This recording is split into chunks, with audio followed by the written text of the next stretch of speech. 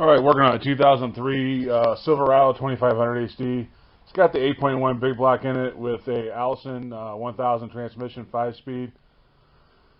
And I've done a bunch of work on it. It came here mainly because the transmission was overheating, supposedly. He would drive it and it would go creep up and then it would get in the hot. A couple times it went into limp mode on him. And you know, he said a couple times he didn't really drive it that far, and it would do it, whatever. So he brought it to me. I scanned it. I got a P0218, which is temperature, fluid temperature, overheating. It had some other codes in it, I think a 714 and a couple other ones, and I had cleared those out because I didn't, you know, wanted to kind of start the clean slate and kind of figured out on my own what's going on. So I wrote them down, but I cleared them out. And anyway, I've had this truck now about a week. I'm working on it off and on. I think I finally got it figured out.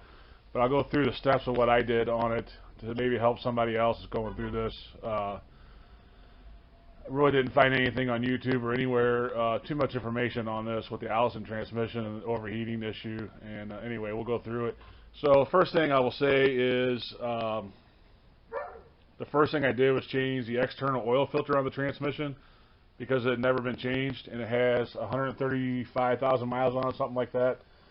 And those really need to be changed probably every 30 to 50,000 miles. So that it had the original spin-on filter on it. So I actually changed that, and it actually fixed it for a day. Like wasn't getting the codes.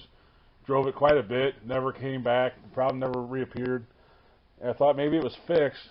Ended up driving it the next day, just to go to make an auto parts run, and I went in. I was watching the scan tool, and it said it was 160 degrees when I went into O'Reilly's, which is about 2 miles from my house, maybe 3 miles. I come out. Came back out about 10 minutes later with parts, and it shot all the way up to 300 degrees instantly. As soon as I turned the key on and started it up, and I knew there was no way that transmission was that hot just by sitting there for 10 minutes. So I brought it back and did some research on it, and I'll show you. This has a 4-way manifold switch on it, and it also has a built-in temperature switch, all as one unit, as it's like kind of a manifold design on the valve body. And there's some ways to test that. So I ended up dropping the pan and putting a new internal oil filter. I got a new wiring harness from the internal wiring harness on the transmission, and I got a new switch for it.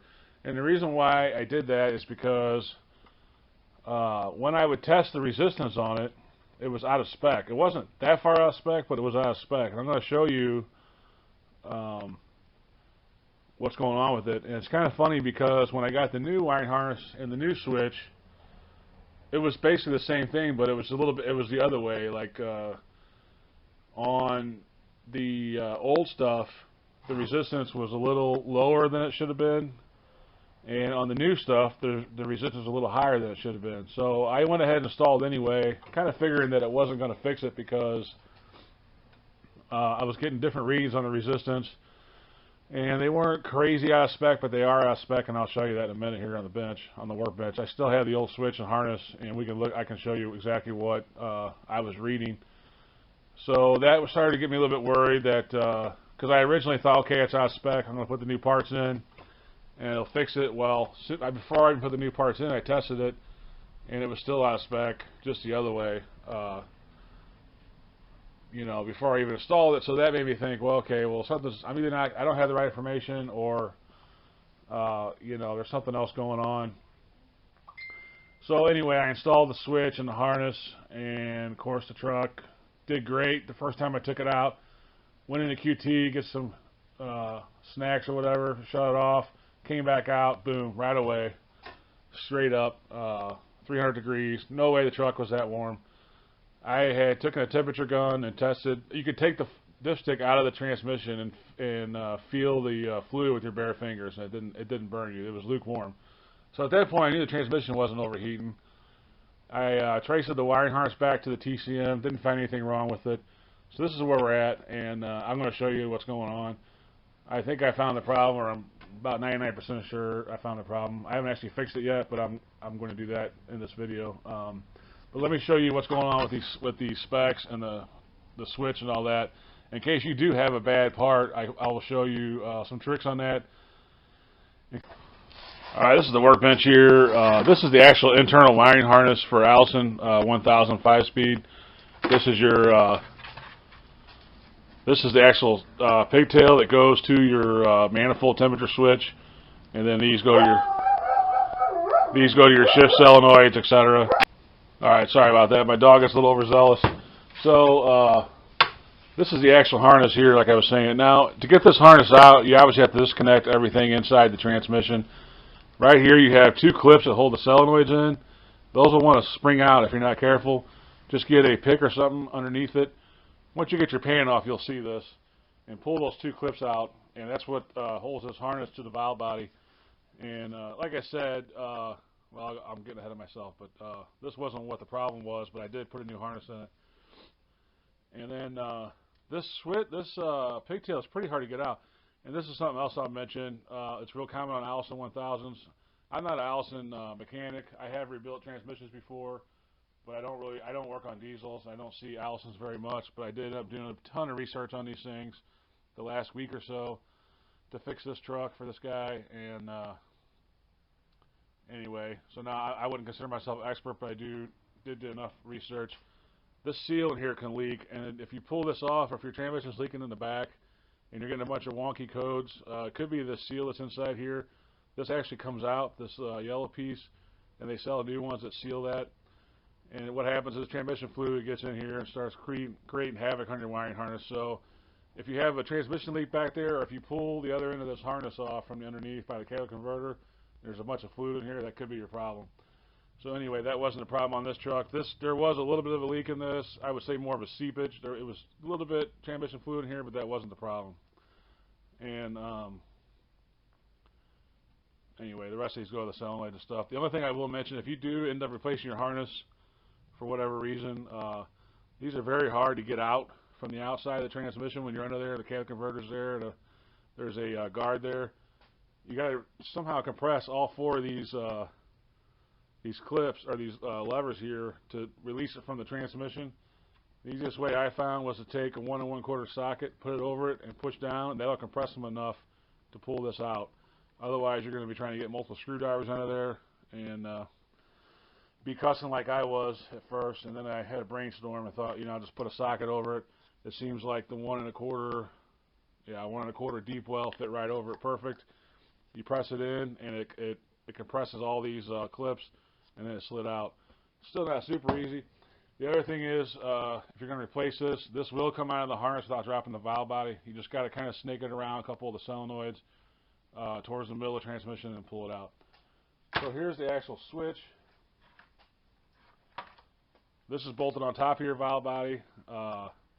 This has 6 ports here, and I guess 2 of them are not used from what I understand after I did some research on it.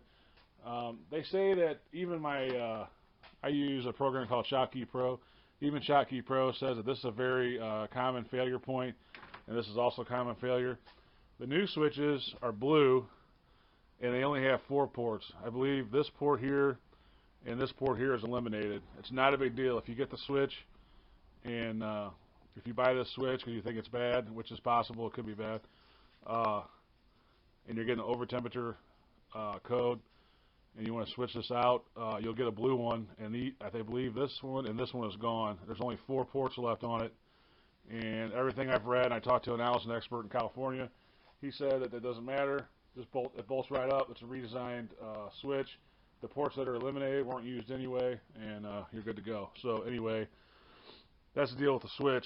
Now, if you're looking at the switch, this is what you're going to see when you pull the pan off. This is the bottom, and you're looking for if you're looking at the switch facing you, the left 2 pins or your temperature sensor. The rest of them have to do with the other solenoids and stuff. So you're going to want to you want to do a resistance check on it, which I did do, and my results every time I do it is it's out of spec. But I don't believe the switch is bad. because the brand new switch does the same thing. The truck does the same thing. So I don't know if you can see that there. Let me try to get you closer.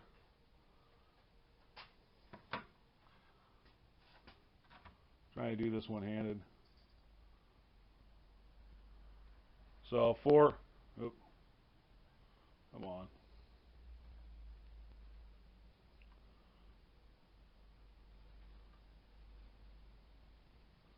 Sorry about this, guys. Hopefully you can see it. Let me move you in. My zoom is busting on my camera. I still haven't got it replaced yet. But there you go. 3,900 ohms. It's kilo ohms, so it's actually 3,900 ohms. Almost 4,000 ohms. Alright.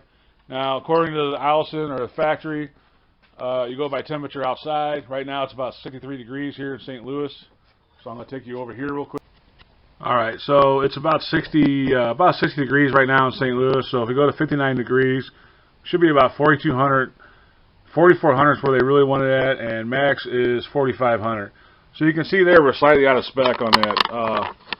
And if you plug in your harness, it drops it down a little bit, but not much. So it actually makes it lower, a little bit more resistance.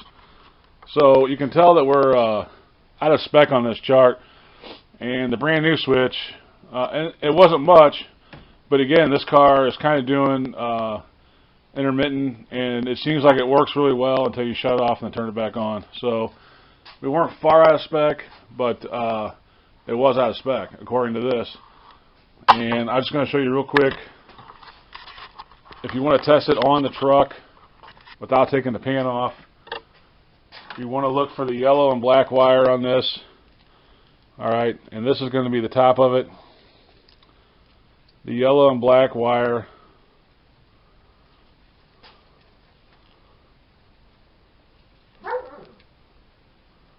on this pin. So you're going to be looking at it like this. The top second row, 3 and 4, pins 3 and 4. So it'll be the two middle pins are where you would test it if you don't want to pull the pan off and you want to test to see how far out of spec it is with this harness. And you can, after you pull it off, you can actually plug this harness in and check it too. But anyway, that is how you would check it. Again, both switches were out of spec when I checked it, even the brand new one, which made me realize maybe this chart's a little off or whatever. I even tried my snap-on voltmeter, and it was both of them were basically reading the same thing, so or close to it. So that's where we're at right now. Given the fact that it will, if it's cold, it'll be at 0, and it'll warm up slowly, like it should, and you have to drive it quite a bit for it to start getting warm. And the time that I did drain the fluid on it, I drained the fluid right after it shot up, and my gun said 130 degrees on the fluid. So there's no way it was at almost 300. It was at 285 degrees on my scan tool. So I'm going to go ahead and show you what I found on this, and then. All right, so it's been sitting overnight. I actually started up and moved it and turned it around in the garage here, and but basically it's been sitting overnight. It's cold, and we'll just show you how the needle doesn't move at all. There's the engine temperature. You can see there it's dead cold, and the transmission. This is your transmission gauge. It's not moving at all. It's dead. So I've turned it on and off a couple times. That's what it does. So we'll go outside now, and I'll show you the TCM and how I get it. Alright, if you didn't know, the TCM on these Silverados with the Allison is on the fan shroud right here. It has two plug-ins that go into it. Now, from my research, I have heard that the pins like to pull out on the plug-ins. So that's another thing you might want to check. Unplug your computer and open up the pins, open up the plug and see if the pins are all in there. Supposedly that's a super common thing on these. It can cause all kinds of issues. I did that like 3 times on this particular TCM and could not find any pins that were pulled out. There is a video online. I think it's Spartacus Motorworks or something like that. They're out of St. Charles, Missouri. They have a video on it. He kind of shows you how to look at the pins on there, go ahead and look that up, because I don't want to pull this back out apart.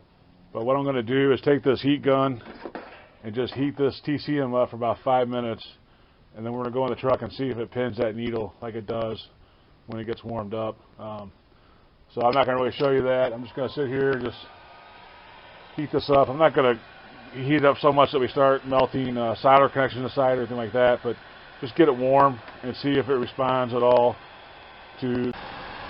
Alright, so I've been heating it up probably about 5 minutes now. It's definitely warm to the touch. We'll go into the truck real quick and we'll see if that needle moves. Alright, so we're back on the truck. Go ahead and start up and see if heating that TCM made that needle move.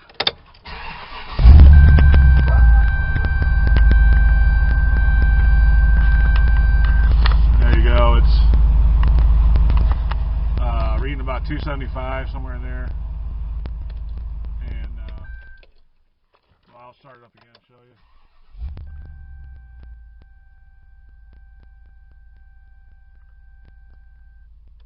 It's just dead cold. Transmission's dead cold. There's no way that transmission fluid is that hot. And just heating up that TCM changed it. So I went and got a junkyard TCM. Actually found one, and I'm going to put it in. You do have to flash these, so I'm going to have to flash it with my laptop and my Autel. You will need, you know, one of these 2534 programmers to flash it. If you can't do it yourself, you may have to get somebody else to do it. But anyway, we'll flash it real quick and see if this fixes the problem. Alright, so I went ahead and replaced it physically, the TCM outside. Now I'm in the GM program. It's the AC Delco TDS website. You have to have a subscription to do this, but you can see I'm just going to flash the operating system and transmission onto this new TCM, and then we'll go from there. I'm not going to go over how to do this. You probably, if you have the equipment to do this, then you probably don't need an instructional video on it. But if you just go buy a TCM at the junkyard, you will need somebody to flash it, and expect to pay probably $50 to $100 for that, if you can find someone local to do it. So I'm going to go ahead and do that real quick, and then we'll start this thing up and see if we have any more. Alright, I've been out about 30 minutes now, and you can see here the gauge is about it's underneath 200. It's probably about, well, I can tell you what it is. It's 181, and it's been fluctuating between 179 and 181. So that's, and I've driven, like I said, I've driven about a half hour, so that's the longest I've ever driven it where it didn't peg out on me. So what I'm going to do now is just shut it off and wait about 10 minutes, and then we'll start it back up and see if it pegs out or if it actually goes down or stays about where it's at like it's supposed to. Alright, so here's the moment of truth, I guess you could say. It's been sitting about 15 minutes now, and I'm going to go ahead and start it and see if this needle pegs out. I don't think it will, because according to my scan tool, we started out about 77 degrees, and we went to 183 was the max, and now kind of go between 183 and 179. So it's been sitting, and this is usually when it pegs out. So I'm going to go ahead and start it, and we'll find out together if this thing's fixed.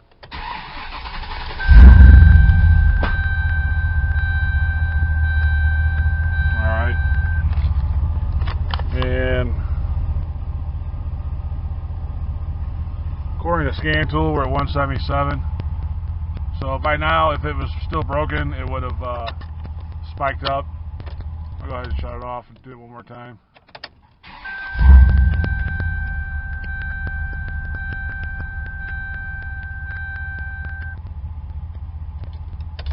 Alright, so I think that one's fixed. Guess I'll show you the TCM, and then we'll end this. One thing I did just notice on this truck that's kind of disturbing is the valve stem caps. I don't know. Just noticed that on this truck. It's got them on all four wheels. It's a little bit disturbing, but anyway, I'm going to go ahead and talk about the TCM a little bit. Alright, so here's the TCM. I believe all the Allison 5-speeds have the same numbers on them. The 295374441. This is the one out of the truck we were working on, 5/21/2002. It's actually a 2003 truck, and the TCM that we got from the junkyard was out of a 2000. The biggest thing with that is you're going to have to get a program regardless if you want to change your TCM out. I guess, you know, I don't know if this video is going to help anyone or not. There's not a whole lot of information about this code on the Allison on YouTube or pretty much anywhere I looked. Everyone kind of guesses on it. And I guess to some extent I did a little bit. My testing, as far as resistance goes, it was, you know, both switches were off a little bit from what the factory spec was supposed to be. So I feel like it was fair enough for me to assume that that could be the problem because, you know, it was a fair amount off. And the gauge, the way the truck was acting, when it's cold, it would kind of read fine, and then sometimes it would go all the way hot when you're driving, sometimes it wouldn't. And then it seemed like if you would shut it off and come back out 10 minutes later, that's when you would really get the issues with it. But, you know, I thought maybe because the sensor was heat soaking in the transmission fluid, maybe that's what was causing it. So, you know, you could say maybe I shouldn't have changed those, but it was a logical step considering that the information I had. But it did end up being the TCM. As soon as we would let it cool down and then heat this up with the heat gun, it would shoot right back up to unacceptable levels, you know, 275 to 300 on the scan tool. So, and the transmission was dead cold, so we knew that wasn't. I knew that wasn't the case at all as far as transmission goes, being hot. So that's pretty much it. That's I can't think of anything else. You know, you just got to kind of go with your gut on that. If your transmission is overheating and you have a slipping problem, or the fluid is real hot to the touch, then you might have an actual internal problem. But if you have a situation like this where the truck's got 130,000 miles on it, it's not been abused as far as I know, and the transmission was working completely fine when it was cold. Now, of course, when it would go in limp mode, it didn't want to shift and stuff. That was a totally different thing. But when it was cold, supposedly cold according to the computer, the transmission never slipped and worked fine. So we knew it wasn't a transmission. I was pretty confident it wasn't a transmission problem. I really thought maybe it was that internal switch. But you just got to go where you go, you know, follow the trail, I guess. So the switch online is relatively inexpensive. Same with the harness. The harness is about 80 bucks online. If you get it from O'Reilly's or somewhere, it's going to be a little more. And I don't know. I called a few places about this. I actually went to car/part.com. I've been using that a lot. It's a website, and it scans your local junkyards in your area. And one of these popped up. Actually, a couple of them popped up, but the one this one popped up. Not this one, but the one that I switched it with popped up for a guy that I use, you know, here and there. So I just went out to him and got it.